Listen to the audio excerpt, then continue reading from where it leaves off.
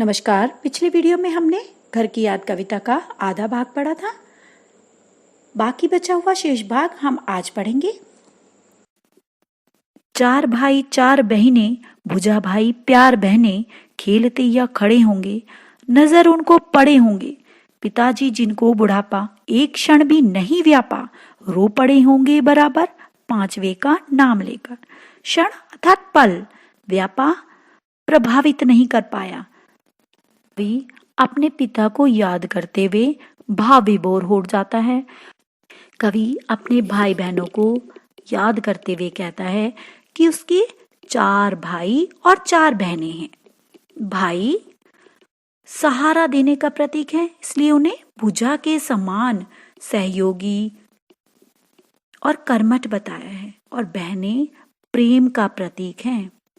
और इस समय जब उसके घर में उसके भाई बहन खेल रहे होंगे या फिर वहां खड़े होंगे, तो उसके पिताजी की नजर उन पर अवश्य पड़ी होगी और वो उनको देखकर प्रसन्न हो रहे होंगे।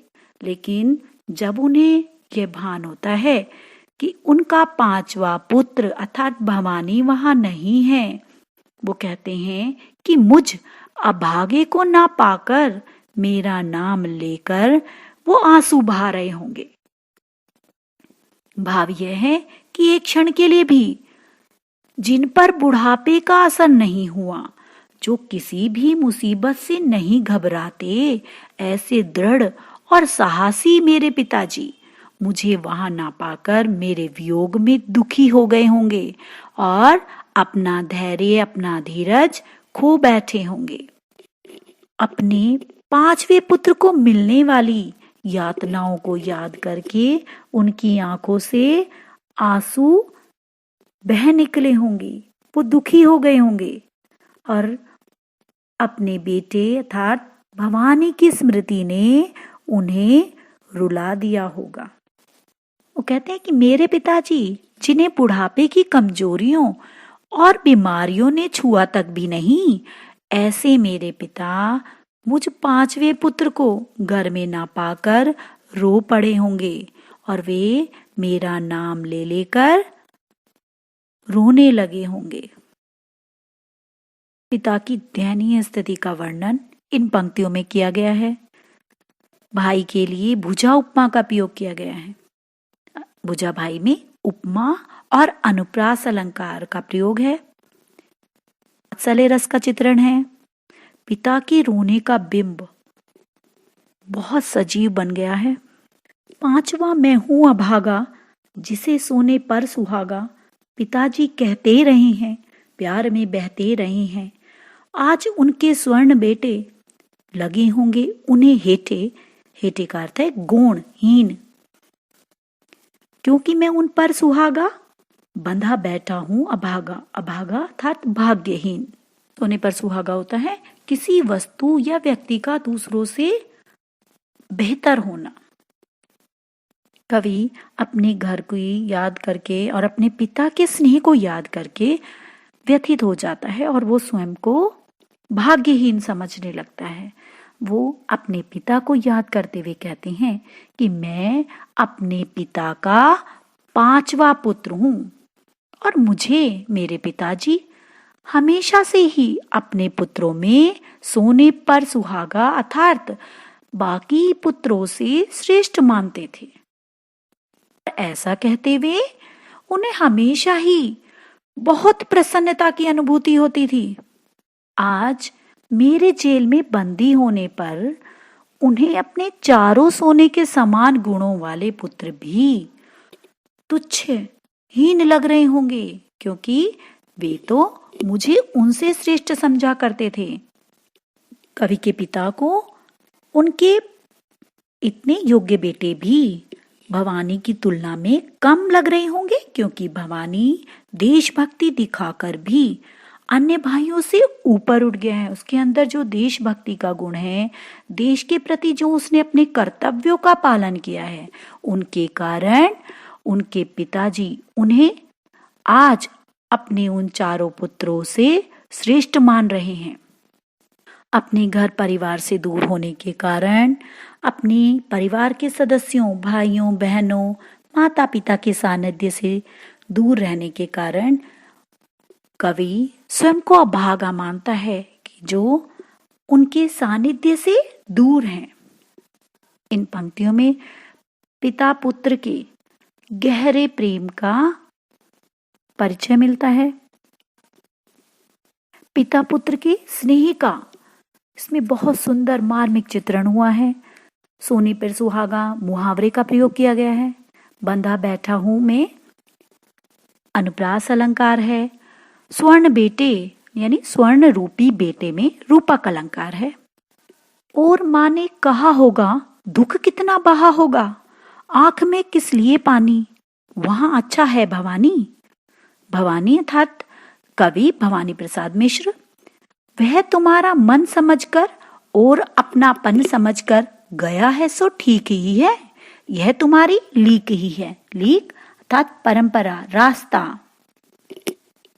इन पंक्तियों में कवि अपनी माँ और पिता के मन की व्यथा का अनुभव करता है और अपने पिता की स्थिति का अनुमान लगाकर वो कहते हैं कि उसके पिताजी की आंखों में आंसू देखकर, उन्हें दुखी देखकर माँ का हृदय और दुखी हो गया होगा, और फिर भी वो उन्हें धैर्य बंधाते हुए कहती होंगी कि हमारा बेटा भवानी वहां सही होगा, अच्छी तरह से होगा, आप अपना मन दुखी मत करो, आंसू मत बहाओ, क्योंकि वहां जेल में भवानी सही होगा। और उन्हें समझाते हुए कहती हैं कि उसने आपकी मन की बात को समझकर और देश के प्रति तुम्हारी भावनाओं और अपने प्रति तुम्हारे इस अपनत्व को पहचान कर ही वो जेल गया है और उसने ये कार्य उचित ही किया है। वह तो आपके बताए हुए रास्ते पर चल रहा है, ये तुम्हारी ही परंपरा है और जिसका वो पालन कर रहा है। इन पंक्तियों में संवाद शैली का प्रयोग किया गया है। पांव जो पीछे हटाता, कोख को मेरी लजाता। कोख लजाना ये मुहावरा है, अर्थात माँ को लज्जित करना। इस तरह हो न कच्चे, रो पड़ेंगे और बच्चे। पिता ने कहा होगा हाय कितना सहा होगा, कहाँ मैं रोता कहाँ हूँ, धीर में खोता कहाँ हूँ। धीर अर्थात धैर्य, कच्चे कमजोर होना। कवि की माँ उनके पिता को दृढ़ रहने के लिए, धैर्य धारण करने के लिए समझाते हुए कहती हैं कि जिस रास्ते पर उनका बेटा चल रहा है वह संघर्ष का रास्ता है, उसकी कर्तव्य का रास्ता है, और यदि वह उस पर चलने से अपना पांव पीछे हटा लेता तो इससे मेरी कोखी लज्जित हो जाती। अर्थात यदि मेरे पुत्र ने अपने देश के प्रति जो उसका कर्तव्य था उससे मुंह मोड़ लिया होता, वह अपने कर्तव्य से विमुख हो जाता, तो मुझ वीर जननी को वो लज्जित कर देता। और यदि आज ऐसे अवसर पर तुम अपना मन छोटा करोगे अर्थात दुखी होगे, अपनी कमजोरी प्रकट करोगे, तो तुम्हें देखकर बच्चों का साहस भी टूट जाएगा और वो भी रोने लगेंगे। तो तुम अपने मन को कमजोर मत करो, अपने धैर्य को बनाए रखो, अन्यथा बच्चों का साहस भी टूट जाएगा। आगे कवि कहते हैं कि जब माँ के समझाने पर पिताजी ने अपने आंसुओं को छिपाते हुए कहा होगा कि मैं कहाँ रो रहा हूँ, मैं अपना धैर्य, अपना धीरज नहीं खो रहा, तो अपने दुख को, अपनी इस व्यथा को, इस हृदय की वेदना को छिपाने के लिए उन्हें कितना प्रयास करना पड़ा होगा, तो उनके लिए कितना मुश्किल रहा होगा अपने दुख को अपने हृदय में छिपा कर रखना। वे अंदर ही अंदर कितने व्यथित, कितने दुखी हो गए होंगे। पिता की भावुकता का हृदय स्पर्शी वर्णन है। पांव पीछे हटाना, कोक को लजाना मुहावरों का प्रयोग किया गया है, संवादशाली है। पुण्य पावन तुम बरस लो वे न बरसे, पांचवे को वे न तरसे। सजीले, हरे, पुण्य, ये सावन के लिए विशेषणों का प्रयोग किया गया है। मैं मजे में हूं सही है, घर नहीं हूं बस यही है, किंतु यह बस बड़ा बस है, इसी बस से सब विरस है। सजीला अर्थात आकर्षक, सुंदर। पुण्य पावन, पवित्र, मंगलदायक। बस, बस केवल। और नियंत्रण, विरस, आनंद रहित या रसहीन। इन पंक्तियों में कवि सावन को अपना संदेशवाहक बनाकर अपनी मानसिक स्थिति को प्रकट करता है। कवि सावन को संबोधित करते हुए कहते हैं कि हे सुंदर, आकर्षक और लोगों को खुशियां प्रदान करने वाले सावन, हे शुभ और जन का मंगल करने वाले सावन, तुम अवश्य बरसो, क्योंकि तुम्हारे बरसने से लोगों का, जगत का कल्याण होता है, लोग प्रसन्न होते हैं, उनका उद्धार होता है। लेकिन मेरे पिताजी की आंखों को ना बरसने दो। ऐसा ना हो कि तुम्हें बरसता देखकर मेरे पिताजी को उनके पांचवे पुत्र की याद आने लगे और उनकी आंखों से आंसू बरसने लगे। अर्थात वे अपने पांचवे पुत्र को याद करके दुखी ना हो। कवि को सावन का बरसना अच्छा लगता है, पर कवि नहीं चाहता कि उसके पिता की आंखों से आंसू बरसे। वे आगे कहते हैं कि मेरा संदेश देते हुए कहना कि मैं यहाँ पर बहुत आनंद से हूँ, बहुत मजे में हूँ, सुख से रह रहा हूँ। बस कमी है तो सिर्फ एक ही बात की कि मैं उनके पास घर में नहीं हूँ। बाकी उसे कोई कष्ट नहीं है। फिर कवि स्वयं को ही संबोधित करते हुए कहता है कि मैंने उन्हें धैर्य, ढांढस बंधाने के लिए तुमसे ये कह तो दिया कि मैं बस घर में नहीं हूँ और घर से दूर हूँ, अलग होने के कारण दुखी हूँ। लेकिन घर से अलग होकर रहना बहुत मुश्किल है, बहुत कठिन है, और इसी दुख से मेरा जीवन दुखी है। मैं अपने घर से वियोग भुगत रहा हूँ जो नीरस है, उसमें कोई आनंद नहीं है, और मेरी स्थिति इस अलगाव के नरक को भोगने के समान है। इन पंक्तियों में कवि ने सावन को दूत बनाकर अपना संदेश पहुंचाया है। पुण्य पावन और बस बड़ा बस में अनुप्रास अलंकार है। बस शब्द के दो अर्थ हैं, केवल और नियंत्रण, तो इस कारण यहाँ पर यमक अलंकार है, संवादशाली है। आगे कवि कहते हैं, किंतु उनसे यह न कहना, उन्हें देते धीर रहना, उन्हें कहना लिख रहा हूं, उन्हें कहना पढ़ रहा हूं, काम करता हूं कि कहना, नाम करता हूं कि कहना, चाहते हैं लोग कहना, मत करो कुछ शोक कहना।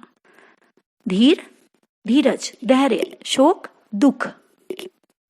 कवि को अपने पिता के दुख की बहुत चिंता है और वो नहीं चाहते कि उनके पिता दुखी हों, तो वो अपने दुख को छिपाते हुए सावन को निर्देश देते हैं कि वो उनके पिता को उनकी दुख भरी बातें या निराशाजनक बातें ना बताएं। कवि संदेशवाहक सावन से कहते हैं कि हे सुंदर, सजीले सावन, तुम घर जाकर मेरे पिताजी से ये मत कहना कि मैं दुखी हूं। उनके सामने इस तरह की निराशा की बातें मत करना। उन्हें धीरज देते हुए ये बताना कि मैं आनंद से हूं, कि मैं मजे से हूं, और मैं यहाँ जेल में पढ़ लिख रहा हूं और अपने काम मस्ती से कर रहा हूं। मैं साहित्य के अध्ययन में लगा हुआ हूं, कविताएं लिख रहा हूं, और कविताएं लिखकर साहित्य में अपना योगदान दे रहा हूँ। हर समय मैं व्यस्त रहता हूँ। अपने समय को मैं कभी भी व्यर्थ नहीं करता। यहाँ मुझे किसी प्रकार का कोई कष्ट नहीं है। तुम उनसे कहना कि जेल के लोग भी मुझे बहुत चाहते हैं और वो भी यही चाहते हैं कि आप किसी प्रकार का शोक ना करें, अर्थात दुखी ना हो। मैं तो यहाँ जेल में भी अपने गौरवशाली कार्यों से और अपने व्यवहार से आपका नाम ऊंचा कर रहा हूँ, इसलिए आप किसी भी प्रकार का शोक मत करना। कवि अपने दुख को छिपाकर भी अपने पिता को धैर्य देना चाहता है। और कहना मस्त हूं मैं, काटने में व्यस्त हूं मैं, वजन 70 सेर मेरा। काटना था रुई से सूत काटना, 70 सेर 63 किलो। और भोजन ढेर मेरा, कूदता हूं खेलता हूं, दुख डटकर ठेलता हूं। डटकर ठेलना था पूर्ण समर्पण से हराना। और कहना मस्त हूं मैं, यो न कहना अस्त हूं मैं। अस्त अर्थात यहाँ निराशा के लिए प्रयोग किया गया है। कवि सावन के माध्यम से अपना संदेश भेजते हैं और कहते हैं, हे सावन, तुम मेरे माता पिता से कहना कि मैं यहाँ गांधी जी के निर्देश पर सूत काट रहा हूँ, अर्थात देश की सेवा के कार्यों में मैं व्यस्त हूँ। मैं खूब खाता पीता हूँ, मैं स्वस्थ हूँ और मेरा वजन 70 सेर यानी 63 किलो हो गया है कि मैं यहाँ पर हर प्रकार से खुश हूँ और मजे में हूँ। आगे कवि कहते हैं कि हे सावन, तुम पिताजी से यह भी कहना कि मैं यहाँ पर खूब खेलता कूदता हूँ और कभी भी निराश नहीं होता, दुखी नहीं रहता। अपने दुखों को मैं अपने से दूर ही रखता हूँ। और उनसे कहना कि मैं हमेशा मस्त और निश्चिंत रहता हूँ। लेकिन तुम उनसे यह कभी भी मत कहना कि मैं उदास और निराश रहता हूँ, जिस कारण मुझे नींद नहीं आती और मैं जागता रहता हूँ। तुम यह भी मत कहना कि मैं किसी से मिलता जुलता भी नहीं हूँ। कवि नहीं चाहता कि उसके माता पिता या उसके परिवार के सदस्य उसके वियोग में दुखी हों, इसलिए वह सावन से कहता है कि उसे उन्हें झूठी सांत्वना दे कि वह जेल में खूब मस्ती से रहता है, जबकि अकेले रहने के कारण जेल में रहने पर वो निराश हो गया है।